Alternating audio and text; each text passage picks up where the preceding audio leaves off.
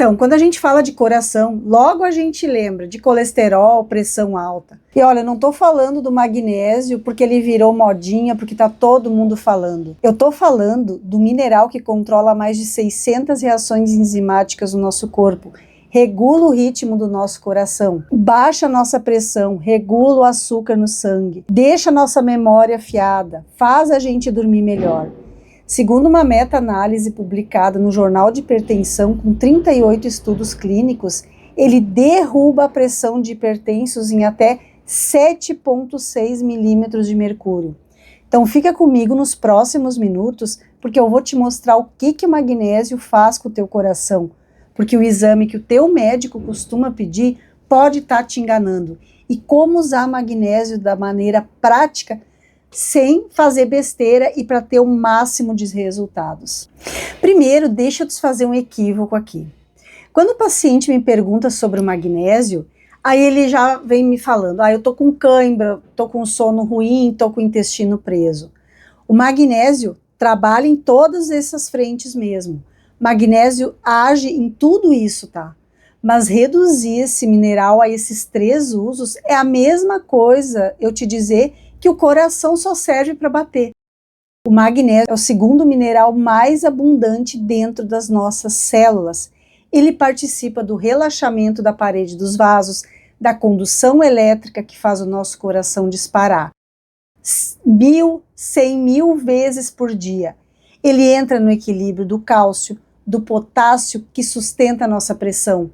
Na prática, o magnésio é o freio fisiológico do cálcio. O cálcio contrai os vasos e o magnésio relaxa.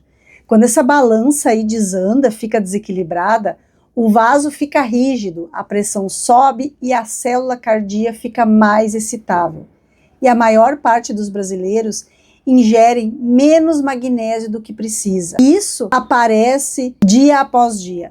Sabia que nos Estados Unidos hoje já tem um protocolo quando a pessoa vai consultar e a pressão está alta, o médico não entra com medicamento, ele suplementa com magnésio de 1 a 2 meses e espera, o protocolo básico hoje é a suplementação de magnésio. E agora eu quero ir para o primeiro pilar do magnésio, a pressão arterial. Em 2016, a revista de Harvard de hipertensão publicou uma meta-análise com 34 estudos randomizados e mais de 2.000 participantes. Eles receberam ali em média 368 miligramas por dia durante 3 meses. Qual foi o resultado? Queda média de 2 miligramas de mercúrio na pressão sistólica e 1,7 na diastólica. Tá, daí você vai dizer, mas é pouco. Na média, isso parece pouco, mas presta atenção. Em 2025, a meta-análise atualizada, com 38 estudos e quase 2.700 pessoas, olhou separadamente esse valor e fez o mesmo teste em hipertensos que usavam medicação. A queda foi de 7,7 na pressão sistólica. E a maioria dos pacientes desse grupo tinha hipomagnesia, ou seja, pouco magnésio no sangue. Então, para que você entenda, a redução de 5 pontos na sistólica reduz o risco de AVC em 13% e de um evento coronariano em 17%. Gente, isso é muita coisa. O magnésio age como um bloqueador natural do canal de cálcio, relaxa a musculatura dos vasos, melhora a função do endotélio. Então, na prática clínica, em pacientes com a pressão que estão ali no limite e ingestão pobre de magnésio, o magnésio é uma das primeiras coisas que eu prescrevo e quase sempre eu vejo uma resposta positiva sem medicamento. Segundo pilar que eu quero abordar, o AVC. Em 2012, teve publicado no Jornal Americano de Nutrição uma meta-análise com 7 estudos prospectivos com 6.500 casos de AVC e mais de 240 mil participantes. Olha os números que gigantes. Cada 100 miligramas a mais de magnésio na dieta por dia reduziu o risco de AVC em 8%, de AVC isquêmico em 9%. E em 2019, uma meta-análise mais ampla, com 18 cortes, comparou as pessoas que comiam mais e as pessoas que comiam menos magnésio. Aquelas que comiam mais, o risco de AVC isquêmico caiu para 12%. O AVC mata mais brasileiros que infarto. Então, pensa bem, agora a gente sabe que ajustar a ingestão de magnésio de 100 para 300 miligramas por dia vai reduzir o risco em 1 a cada 10 pessoas. Isso é muito peso, gente. Mas o conjunto desses estudos, gente, 200 e poucas mil pessoas, é um estudo gigantesco. E o terceiro pilar, infarto e risco cardiovascular. Primeiro, pontuar uma coisa: magnésio não é remédio para infarto, tá? Ele não vai abrir uma artéria entupida, nem dissolver placa nenhuma. O que ele faz é o que importa para prevenir isso aí. É deixar o terreno menos inflamado, menos espasmódico, menos pró-arrítmico, que a gente fala. Estudos populacionais mostraram mais de uma associação entre o magnésio sério e a diminuição da mortalidade cardiovascular.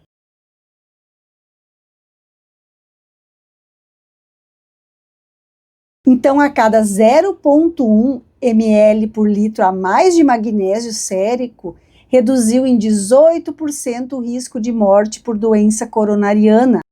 Isso não é mágica, isso é bioquímica pura. Isso é o magnésio tratando o nosso terreno biológico. E é esse terreno sadio que decide se eu vou chegar até os 80 anos com um coração jovem, ou então se eu vou ter um piripaque aí já com 60 anos e fazer uma ponte de safena.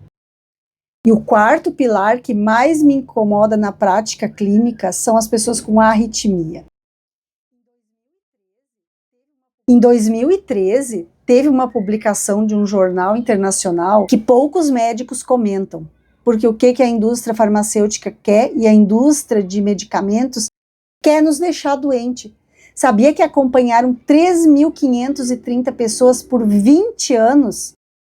Quem estava com magnésio mais baixo teve incidência maior de fibrilação atrial em 50% aumentada do que quem estava com magnésio em alta no sangue.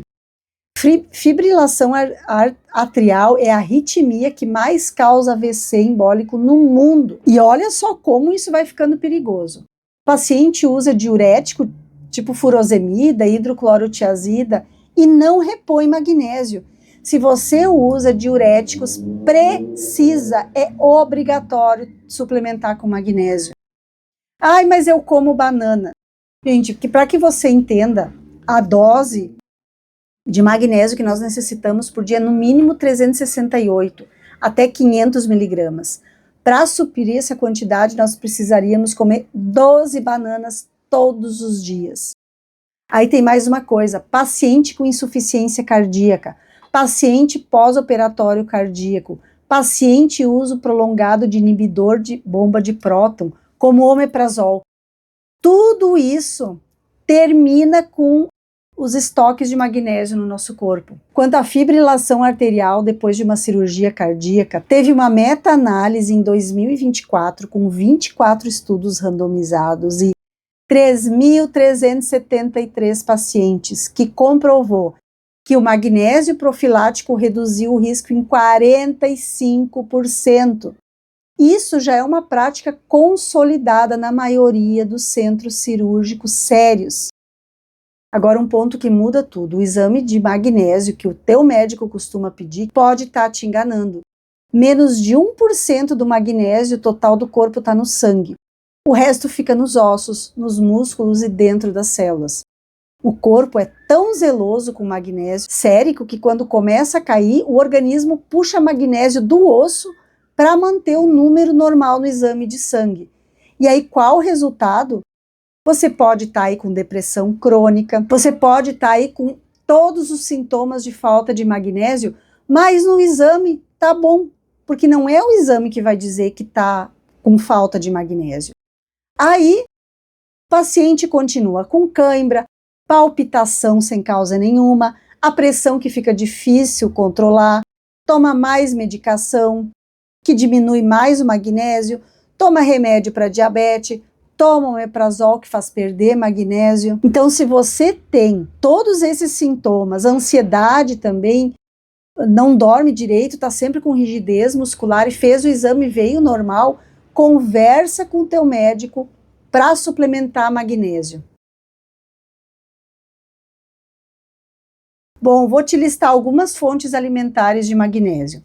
Folhas verdes escuras, espinafre, couve, semente de abóbora, semente de girassol, castanha, castanha do Pará, amêndoa, feijão, grão de bico, cacau em pó sem açúcar, tá? Chocolate amargo acima de 70%, abacate e peixes gordos.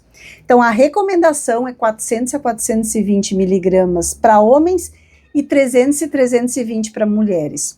A maioria dos brasileiros não chega nesses números. Um punhado de castanhas tem só 100 miligramas de magnésio. Uma porção de espinafre cozido tem só 80 miligramas. 2 colheres de cacau puro tem 100 miligramas. Quando entra a suplementação, para quem quer apoio cardiovascular mesmo, precisa estar acima de 400 miligramas de magnésio por dia. Os melhores magnésios são na forma de glicinato, malato e taurato.